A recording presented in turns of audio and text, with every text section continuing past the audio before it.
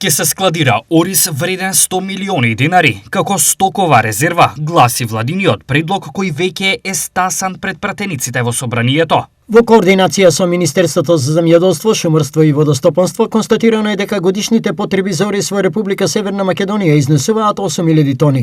Доколку во стоковните резерви се складира количина за обезбедување на 60-дневна потрошувачка, тоа би значило дека е потребно да се обезбедат околу 1.300 тони ориз во стоковите резерви или околу 2.400 тони оризова арпа, за што се потребни околу 100 милиони денари. Посочено е во законското решение кое веќе е пред пратениците. Од ресорното министерство согласно владиниот предлог велат: многу скоро ќе биде објавен повик за набавка на 3.000 тони оризова арпа. Во делот на набавката на стоковите резерви, како држава размислуваме да се направи одредена измена, но кога ќе биде согледано кое е најдоброто решение.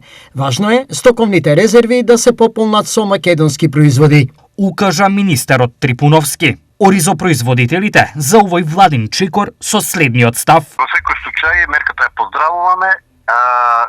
Според последните информации што ги имаме од страна на владата, треба да се откупат некаде околу 3.000 тона за стокови резерви оризова арпа и очекуваме секој момент тоа да биде реализирано. За цената немаме информации, количините се наведени дека ќе биде отприлика околу 3.000 тона, така да ќе почекаме да видиме што ќе се случува. Доправо очекуваат оризопроизводителите да се испеглаат ставовите помеѓу нив и ресорното министерство за утврдување на откупната цена на оризовата арпа.